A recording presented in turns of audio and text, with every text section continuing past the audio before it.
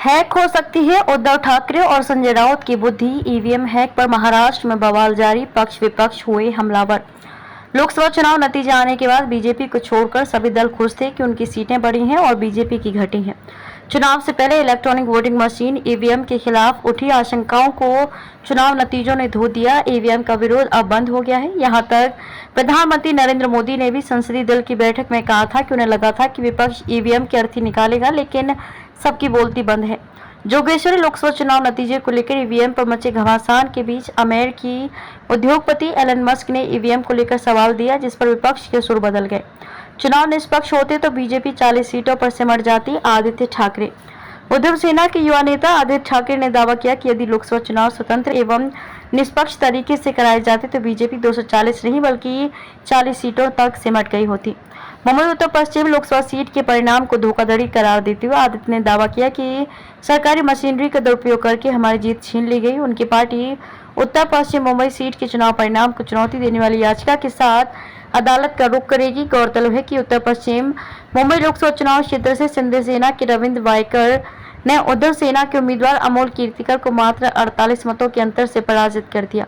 इतने कम मतों से मिली हार को लेकर उद्धव सेना आक्रामक है। उद्धव सेना के नेता व राज्य के पूर्व मंत्री अनिल परब ने कहा कि हमें संदेह है कि मोबाइल फोन जिसे जांच के दौरान जब्त किया गया था बदल दिया गया होगा। भारत निर्वाचन आयोग को उपलब्ध जानकारी के आधार पर स्वतः संज्ञान लेते हुए कार्यवाही करनी चाहिए और कीर्तिकर को विजेता घोषित करना चाहिए। परब ने आगे कहा कि घोषित चुनाव परिणाम संदिग्ध हैं, हम कानूनी रास्ता अपना रहे हैं, हम 1 या 2 दिन में अदालत का दरवाजा खटखटाएंगे। परब ने कहा कि मुंबई उत्तर पश्चिम सीट के लिए मतगणना प्रक्रिया 19वें राउंड तक ठीक थी, लेकिन उसके बाद कोई पारदर्शिता नहीं रही।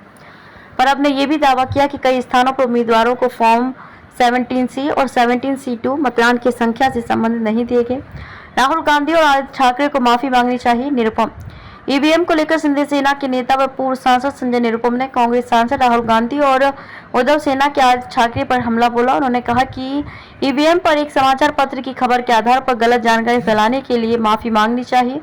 ईवीएम एक स्वतंत्र प्रणाली है जिसे प्रोग्राम नहीं किया जा सकता और इसमें वायरलेस से संचार स्थापित नहीं किया जा सकता।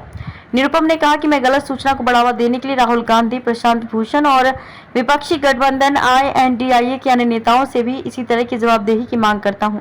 आदित्य ठाकरे ने झूठे विमर्श फैलाने के लिए उसी खबर का इस्तेमाल किया जिसके दुष्परिणाम हुए हैं। अब उन सभी को माफी मांगनी चाहिए। निरुपम ने उद्धव सेना के मुखपत्र से भी माफी मांगने की मांग की।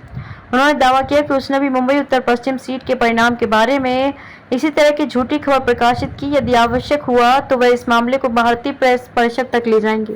मोबाइल के जरिए राउत और उद्धव की बुद्धि को हैक किया जा सकता है। सोमैया। ईवीएम को लेकर बीजेपी के पूर्व सांसद किरीट सोमैया का बड़ा बयान आया है। उन्होंने कहा कि किसी भी मोबाइल या इंटरनेट के जरिए ईवीएम मशीन को हैक नहीं किया जा सकता, लेकिन मोबाइल के जरिए संजय राउत और उद्धव ठाकरे की बुद्धि को जरूर हैक किया जा सकता है। सोमैया ने कहा कि ये बात सभी को पता है कि ईवीएम को मोबाइल फोन से हैक नहीं किया जा सकता, क्योंकि ईवीएम मशीनें अलग अलग होती हैं। इनमें किसी प्रकार का ना तो इंटरनेट कनेक्शन है और ना ही कोई मोबाइल कनेक्शन है। इनमें किसी प्रकार के सिम कार्ड का भी इस्तेमाल नहीं किया जा सकता, फिर इन्हें कैसे हैक कर सकते हैं। उन्होंने कहा कि ईवीएम मशीन के मामले में भी कोर्ट ने साफ कहा था कि मशीन के मामले में किसी प्रकार के दुष्प्रचार को रोका जाए। यही वजह है कि कोंकण में उद्धव ठाकरे का सफाया हो चुका है और आने वाले विधानसभा चुनाव में भी उनका बुरा हाल होगा, इसलिए उन्हें ईवीएम में दोष दिखाई दे रहा है।